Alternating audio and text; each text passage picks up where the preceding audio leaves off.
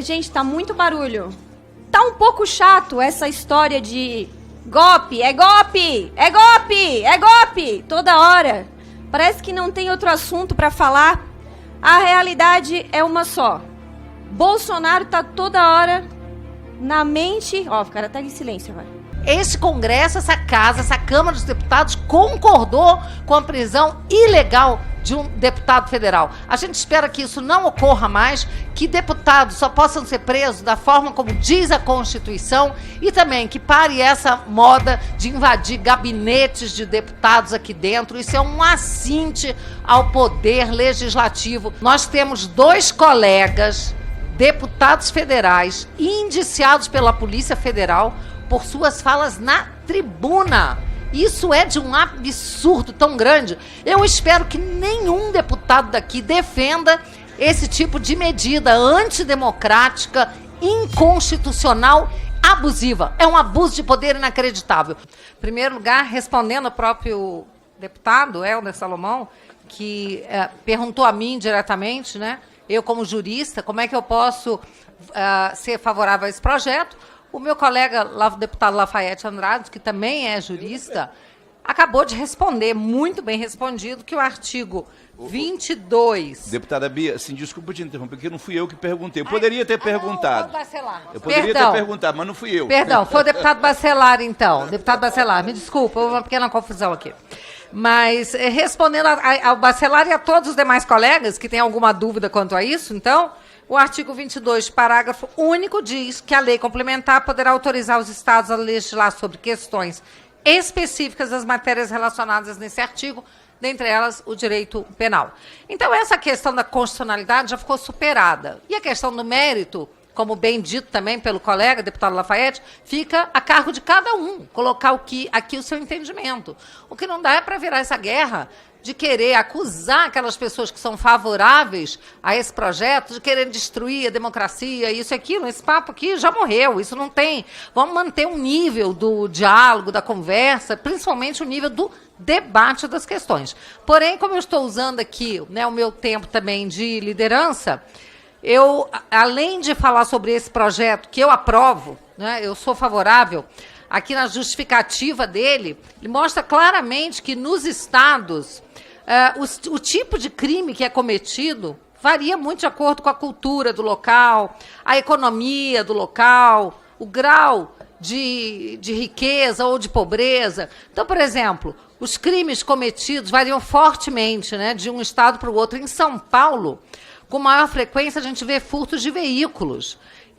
Enquanto no Paraná, há roubos a instituições financeiras, com maior frequência, roubos de cargas no Rio de Janeiro e São Paulo. O Pará tem elevada taxa de crime contra o patrimônio e por aí vai. Não é? Então, esse projeto ele é meritório, como disse a colega Júlia Zanata também, né, quanto mais a gente descentraliza o poder, mais a gente fortalece a federação.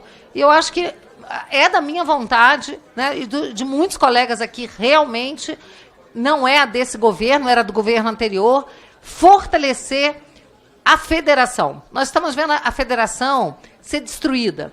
A federação está praticamente só mesmo agora na Constituição. Na prática não existe. A centralização de poder é absurda. Né? A reforma tributária fez isso. Retirou completamente dos estados e dos municípios o poder de legislar sobre os tributos de sua competência. Então, assim, com muita tristeza eu vejo essa tendência, né, e esse movimento e essa prática que vem ocorrendo aqui, até com o aval do Congresso, de centralizar poder, recursos na União. Isso é péssimo para uma república federativa, é péssimo. Não é? Vai formando cada vez mais uma ditadura e ainda se criando conselhos que irão legislar, tirando dos legisladores legítimos, que são aqueles eleitos pela população, o poder de tomar as decisões mais importantes. E eu quero, senhora presidente, eu não vou me alongar muito, não, mas para terminar aqui, dizer que estamos vivendo um momento sombrio demais aqui na história da democracia brasileira. Nós temos 2 colegas deputados federais indiciados pela Polícia Federal por suas falas na tribuna. Isso é de um absurdo tão grande. Eu espero que nenhum deputado daqui defenda esse tipo de medida antidemocrática, inconstitucional, abusiva. É um abuso de poder inacreditável. Toda a minha solidariedade ao deputado Marcel Van Hatten, ao deputado Cabo Gilberto e a todos os demais, porque nós temos outros colegas também que sofreram abuso de autoridade e até, com a aquiescência dessa casa, como foi no caso do Daniel Silveira. Esse Congresso, essa casa, essa Câmara dos Deputados concordou com a prisão ilegal de um deputado federal. A gente espera que isso não ocorra mais, que deputados só possam ser presos da forma como diz a Constituição e também que pare essa moda de invadir gabinetes de deputados aqui dentro. Isso é um assinte ao poder legislativo, que está deixando de ser poder. Pergunta para qualquer pessoa na rua. Não há respeito mais aos parlamentares. Eles dizem, fecha o parlamento e deixa o Supremo estar lá legislando com 11. Pelo menos fica mais barato para a gente. Nós não queremos isso. Nós queremos democracia e resgatar o poder do Legislativo. Muito obrigada, senhora presidente. Para discutir, deputado Lucas Redec. Bom, eu queria parabenizar primeiro o autor e o relator desse projeto. Eu considero um projeto, assim, um dos mais importantes que a gente já viu tramitar aqui. Até porque eu sou uma grande defensora, deputados, de que a grande solução do nosso país seria dar mais autonomia aos nossos estados, a cada estado brasileiro. Até porque o Brasil é um país de tamanho continental. Então, a gente faz leis aqui, deputado Gilson, que vão ser utilizadas lá no Pará e lá em Santa Catarina. E são realidades completamente distintas.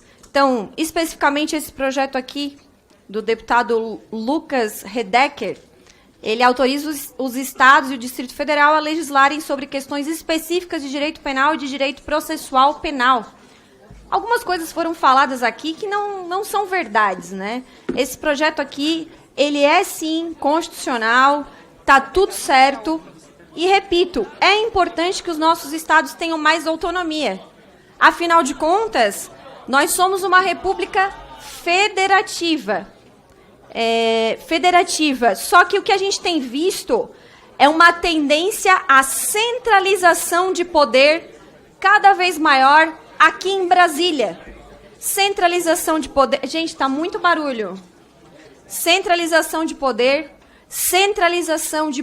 financeiro, do dinheiro do povo trabalhador aqui em Brasília. E na hora de voltar para os estados, para os municípios, é muito pouco. Vejam só, o meu estado de Santa Catarina, a cada R$100 que manda, recebe só 10. E outros estados o contrário. Maranhão recebe mais do que envia. É claro que nós temos que ter solidariedade entre os estados. Mas até que ponto, né? O povo de Santa Catarina sente que aquele dinheiro que ele produziu, que ele trabalhou, está sendo investido ali na realidade em que ele vive. Então, óbvio que a gente está tratando aqui de algo de direito penal, mas a autonomia que eu defendo, a mais autonomia que eu defendo para os estados brasileiros, tem que ser em todas as áreas. Em todas as áreas. Hoje, o brasileiro comum, que a gente conversa lá na ponta, ele sente que o poder central de Brasília é o grande inimigo dele. É o grande inimigo do cara que está lá trabalhando. Que a gente...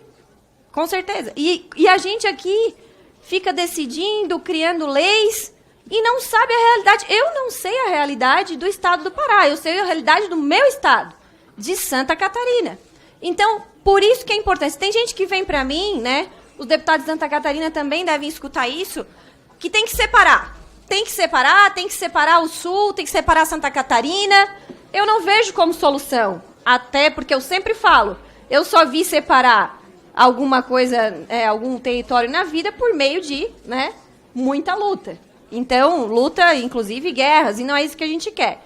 Então, o que acontece? Eu falo, essa não é a solução. A solução é nós, de fato, sermos uma república federativa, que estamos a cada vez mais deixando de ser. A tendência, inclusive, deste governo, do governo atual, do governo Lula, é centralizar cada vez mais poder. E isso é óbvio, é o que eles defendem, né? Socialismo, enfim. E Por isso que eu parabenizo e apoio esse projeto e que mais projetos que dão mais autonomia a cada estado passem aqui nessa Casa Legislativa.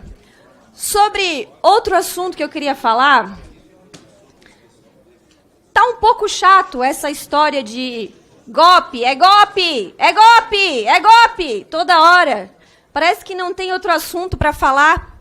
A realidade é uma só.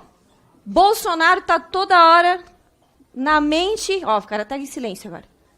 Só falar Bolsonaro. Bolsonaro está toda hora na mente, na boca dessas pessoas, porque o governo Lula não tem o que mostrar de bom. E vocês têm que continuar falando do Bolsonaro.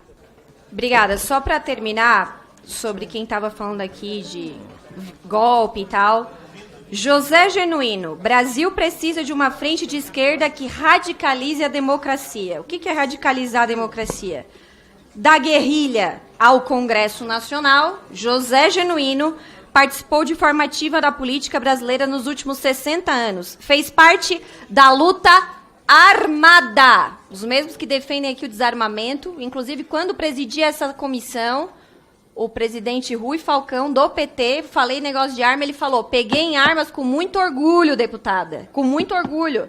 Né? Inclusive, até parabenizo que ele não tem vergonha de dizer, porque alguns aqui ficam com um papinho de democracia, mas o que querem implantar, na verdade, é sim uma ditadura que vai perseguir, que já está perseguindo seus adversários políticos. Né? Inclusive, um dos que falou aqui, em 2018, disse... Pode vir quente que a gente está fervendo. Luta nas ruas, radicalidade democrática. Se acha que vão encontrar uma esquerda frouxa? Então, né, tem muita gente que vem aqui, prega o amor, fala em golpe, em golpe, em golpe, mas, na verdade, a história mostra quem de verdade queria dar um golpe e hoje, usando dos meios democráticos, estão, sim, dando um golpe na democracia dia a dia, inclusive atacando e indiciando parlamentares, como aconteceu com o deputado Marcel Van Hatten e o deputado Cabo Gilberto. Isso, sim, é um ataque diário e frontal à democracia. Mas nem todo mal dura para sempre. Para discutir, deputado Hélder Salomão. Presidente, eu havia solicitado tempo de liderança antes da fala, mas agora... Desculpa. Então, pode utilizar, deputada Bia. Obrigada.